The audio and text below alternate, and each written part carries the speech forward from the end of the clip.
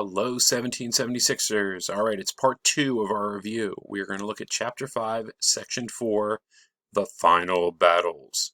All right, so please have that worksheet out as we go over this. Make sure that your answers go along with the answers that I have up on the screen, because again, when the quiz rolls around on Wednesday, tomorrow, you guys hopefully will have the right answers in front of you, and it should be very, very easy. Now, I know some of you are looking at me just like, Mr. Fox, did you change your hat from last video? The answer is yes. The reason? None of your business. I'm allowed to change my hat if I want to. All right, let's get started. Number 1, what event allowed Britain to send more troops to fight against the United States? When I checked your papers, most people got this correct. In 1814, the British finally defeated Napoleon.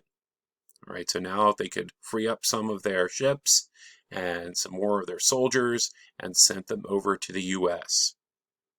Number 2, what was Britain's new strategy in 1814? Britain's new strategy was to attack the United States capital, Washington, D.C. Their thought was that this would be demoralizing for the young country if they were to go in and take their capital, and then they would continue on and hopefully take Baltimore, Philadelphia, maybe work their way up to New York. We don't know, right? Because as we know, they will be stopped. Describe what happened in Washington, D.C. Unfortunately, the U.S. was not able to defend the Capitol. The British marched in, they actually had dinner in the White House, and then they burnt the White House down. Now, the walls of the White House still stand today, all right? And if you watch the video that I put up last week, you can actually see that there are still some charred marks inside the White House where the British had set the White House aflame back in 1814. So kind of cool. The Capitol building and other government buildings were also burnt as well. Capitol building was still in the process of being built, and it was also burnt too. Dolly Madison, the First Lady, was credited with saving many important papers and a very famous portrait of George Washington that is still in the White House today. Number 4, where did the British go next? And describe the Battle of Fort McHenry. The British moved on to Baltimore. I know when I bring up Baltimore, it brings up bad feelings. We were supposed to have gone there as well. British warships bombarded Fort McHenry through the night of September 13th, 1814. The Americans were able to defend the fort, and the British eventually retreated. They went away. Number 5. Who was Francis Scott Key, and what did he do during the Battle of Fort McHenry? Francis Scott Key was a lawyer from Maryland. Actually, he set up his practice in Georgetown, and at the time period, Georgetown was actually not part of Washington, D.C. Today it is. He was aboard a British ship during the attack after negotiating the freedom of a colleague who had been captured by the British. He was not allowed to leave until after the attack was over, so he actually watched basically the entire battle from the deck of a British ship. All night he was watching this battle and expecting to see a British flag fly above Fort McHenry, which would basically say that the British had won the battle. But when the light came up in the morning, the sun came up, he could still see the American flag flying over the fort, and he was very inspired. Number 6, what was the name of the peace treaty that ended the War of 1812, and where was it signed?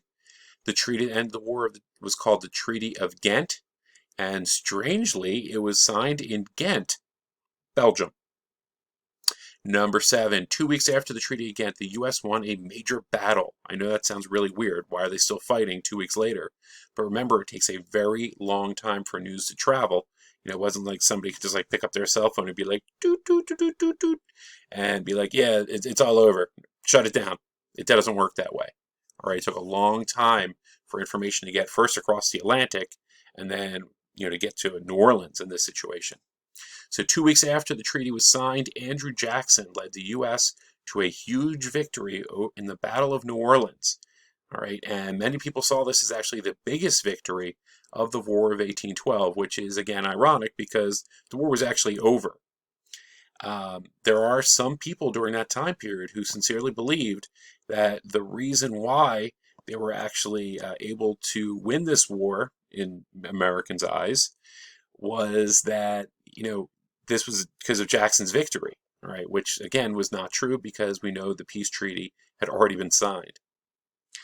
Number 8, how did the Federalists feel about the War of 1812? The Federalists hated the war and called it Mr. Madison's War. Should be an S there, my bad. Number 9, what group in particular disliked the war and why? New Englanders really disliked the war the most. Why? Because the British blockade had badly damaged New England trade, which meant they were losing lots of money. Number 10, what was suggested at the Hartford Convention? This is very controversial. Some delegates, boy, I don't know what's going on with my S's today, at the Hartford Convention suggested that New England states secede, withdraw from the U.S. All right, it's funny because when we think about secession, we think about the southern states leading up to the Civil War. All right, but New England states actually had the idea all the way back, prior to the end of the War of 1812. However, it quickly went away because the peace treaty arrived and the war was over. What were 3 results of the war? You guys know me, I'm an overachiever, so I thought, hey, I'm going to give you 5 results of the war. Boom.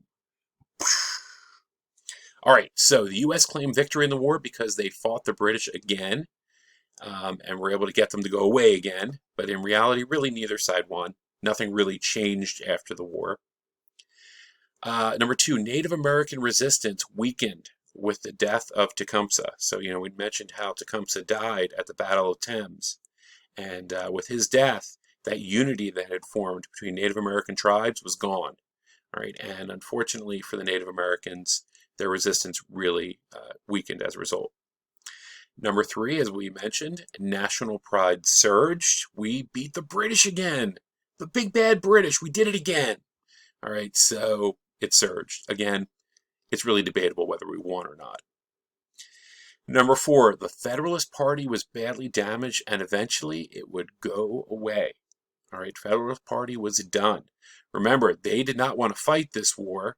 All right, now we end up beating the British and they kind of look really bad now in the process. So Federalist Party is going bye-bye. And finally, William Henry Harrison and Andrew Jackson became national heroes. I'm going to call this guy William Henry Harrison. I'm going to call this guy Andrew Jackson because as we're going to learn, he's going to have a little bit of a dark side to him at some point. All right, so that is it for this one. We have one more to go over, the Francis Scott Key worksheet. All right, and then that's it. All right, see you in a couple minutes.